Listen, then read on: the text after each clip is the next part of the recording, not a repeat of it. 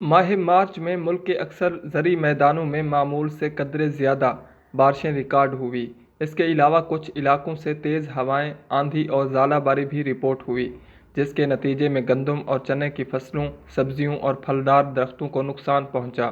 تاہم شمالی علاقوں بشمول گلگت بلتستان اور کشمیر میں معمول سے کم بارشیں ہوئیں۔ اپریل کے مہینے میں ملک کے زیادہ تر علاقوں میں معمول کے قریب یا قدرے زیادہ بارشیں متوقع ہیں۔ متوقع موسمی حالات کو مد نظر رکھتے ہوئے کاشتکار بھائیوں کے لیے گزارشات پیش خدمت ہیں۔ اس مہینے میں گندم کی فصل صوبہ پنجاب اور خیبر پختونخوا کے زرعی علاقوں میں مکمل طور پر پک جاتی ہے، جبکہ بلوچستان اور بالائی علاقوں میں وہ نشو و نما کے اہم مراحل میں ہوتی ہے۔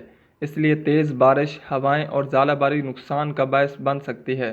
ایسے علاقوں میں جہاں فصل پک جائے، وہاں کاشتکاروں کو چاہیے کہ موسمی پیش گوئی کے مطابق کچھ دنوں تک موسم خشک رہنے کی صورت میں فصل کی کٹائی اور گہائی فوری طور پر مکمل کریں اور اناج، بھوسا وغیرہ کو محفوظ کر لیں تاکہ کسی نقصان سے بچا جا سکے۔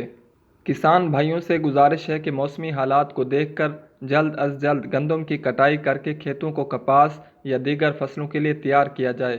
ہمارے ملک میں کپاس کی فی ایکڑ کم پیداوار کی ایک بڑی وجہ فصل کو دیر سے کاشت کرنا بھی ہے، جس کی وجہ سے فصل کو موافق موسمی حالات نہیں مل پاتے۔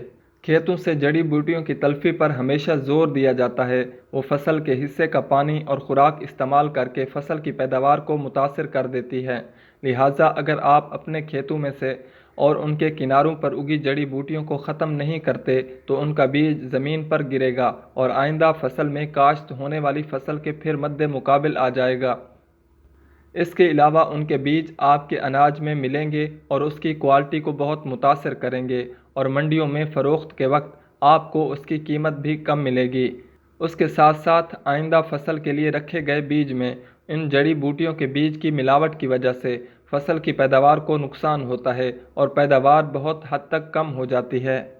اپریل اور مئی کا موسم غیر یقینی ہوتا ہے، اس لیے آپ سے گزارش ہے کہ محکمہ موسمیات کی پیش گوئی کو ملحوظ خاطر رکھ کر محکمہ زراعت کے ماہرین کی مشاورت سے اپنے معمولات طے کریں۔